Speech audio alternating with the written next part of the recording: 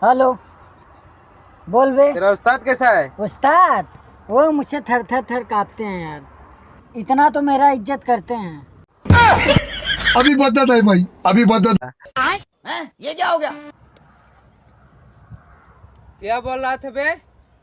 उस्ताद थर थर कांपता है, इज्जत करता है, गिरीश उस्ताद मारता है, भौकाल रंगदारी करता है।